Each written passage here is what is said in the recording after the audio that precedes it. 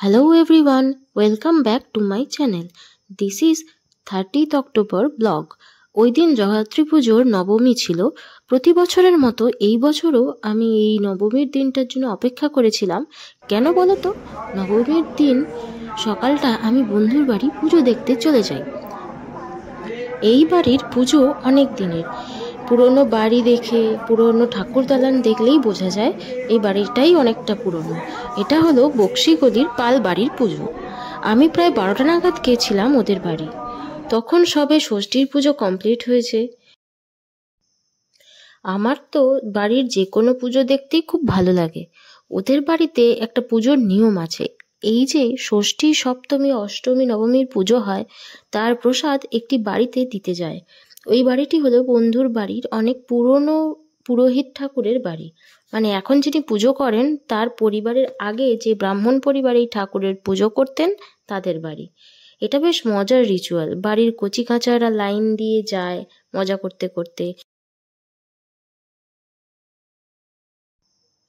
দুর্গাপুজোয় যেমন অষ্টমীর দিনের পুজোটাকে খুব গুরুত্ব দেওয়া হয়, তেমন জগদ্ধাত্রী পুজোয় নবমীর দিনের পুজোটাকে খুব গুরুত্ব দেওয়া হয়।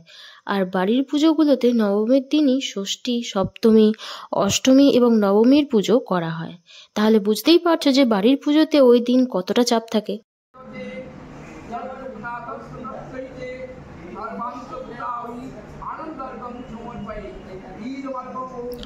ঠাকুর দালানে বসে বসেই পুজো দেখতে পাওয়াও একটা ভাগ্যের ব্যাপার।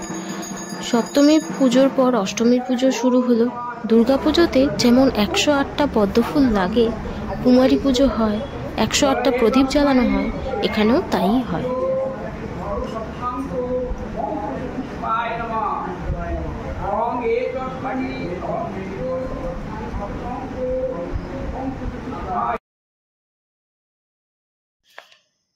এই যে এখানে মিষ্টি কুমারী চলে এসেছে।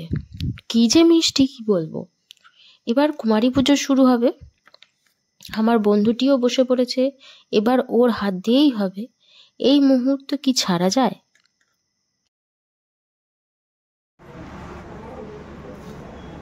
একদিকে কুমারী পুজো হবে, অন্যদিকে মাকে 108টা পদ্ম ফুল দিয়ে সুন্দর করে সাজানো হচ্ছে।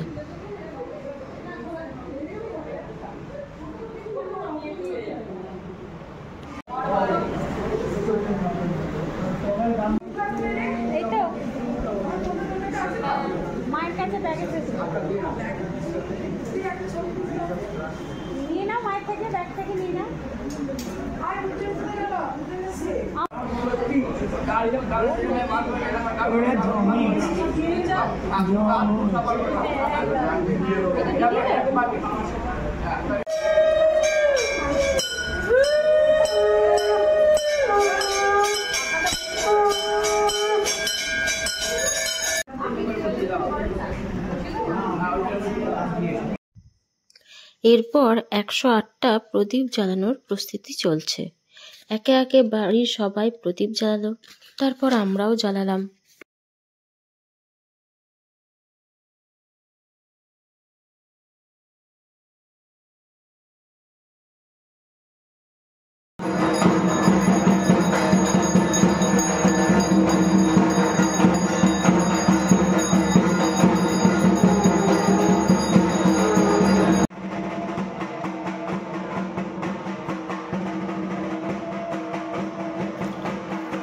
এরপর ধুনো পোড়ানোর জন্য সবাই প্রস্তুত হচ্ছে।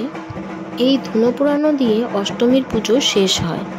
পেছনের দিকে বাইরের বয়স্করা, যাদের নিচে বসতে কষ্ট হয়, তারা চেয়ারে বসেছেন, বাকিরা সামনে। পেছনে ঢাক বাজতে শুরু করলো।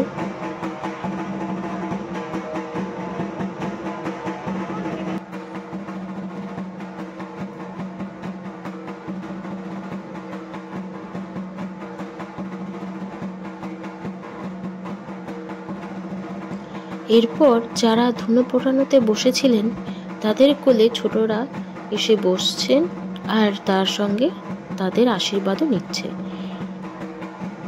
এভাবেই প্রায় বিকেল 4টে বেজে গেছিল। তারপর আমরা ওদের বাড়িতে প্রসাদ গ্রহণ করলাম, কিন্তু ওটার ক্লিপ নিতে ভুলে গেছি। প্রসাদে ছিল খিচুড়ি, বেগুনি, আলুর দম, চাটনি, পায়েস, কমলাভোগ। প্রসাদ বরাবরই ভালো হয়, আর এবারেও তাই। এরপর আমি বাড়ি চলে এসেছিলাম। নবমীর পুজো আর দেখা হয়নি। ওই দিনের ব্লগটা এইটুকুই। আবার পরের ব্লগ নিয়ে খুব তাড়াতাড়ি আসবো, কারণ প্রসেশন ব্লগ আসবে। So stay tuned. টাটা।